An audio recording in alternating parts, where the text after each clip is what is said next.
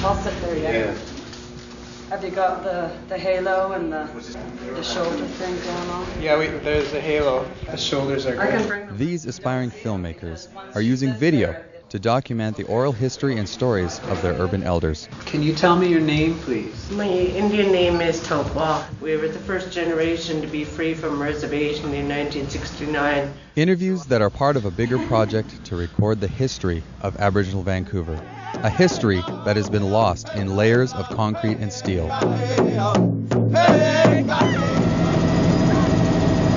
Vancouver, a city that has been voted as one of the top 3 cities in the world to live in.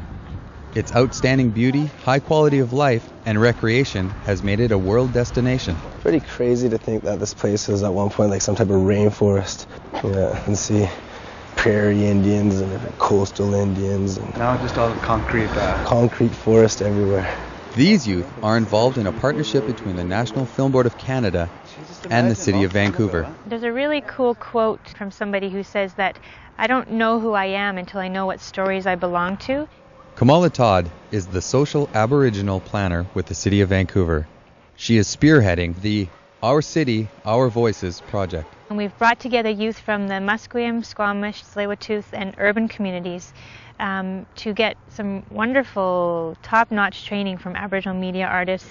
They also get training in listening, cultural protocols, and anything they need to then go out and interview their elders, because they're going to be recording those stories of the elders so that they can understand the stories that they belong to and understand the stories and oral histories of their land. Reservation land begins about halfway down there. At the edge of the city, in the southwest corner, is Musqueam.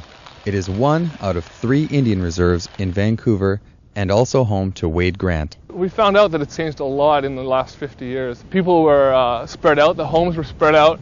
The main village used to be actually right in this area over here, but for reasons regarding flooding and drainage and plumbing, they moved the village closer to the city. And so now all this is just marshland.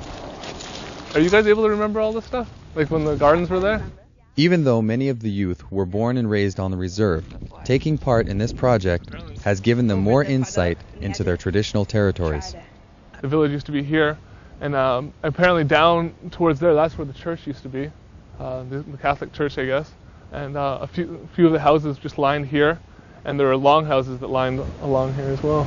The elders, most of them have just told us that these used to be Chinese market gardens as they grew up. So up until even the 1930s, that's how it was. Could you tell us about how the Musqueam Reservation looked as you grew up? Wade found a knowledgeable resource in his mother, Wendy.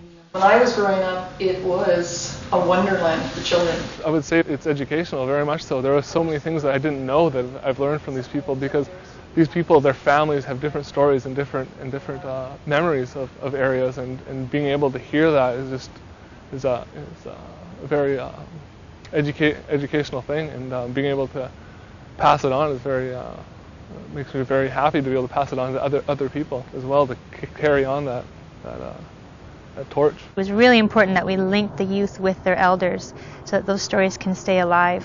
The idea is that eventually we'll have these rich oral history archives to give to the communities to keep as part of their history and part of their stories. So you could spend the day going, and eating the raspberries or the apples. As part of the training, the students meet with professionals from the television and film industry for post-mortem sessions. Real nice tight close-up. Her face really came alive. Going to these intense workshops and getting top people in camera and lighting and audio, I learned so much, and that I know I can take those skills and bring them back to my community, and I think those skills have come to me for a certain reason, so then I can spread it too. I actually want to get that other lady too, because she lives in my complex, right? Teamwork, cooperation, and technical knowledge are skills these future filmmakers are learning. This project is super cool.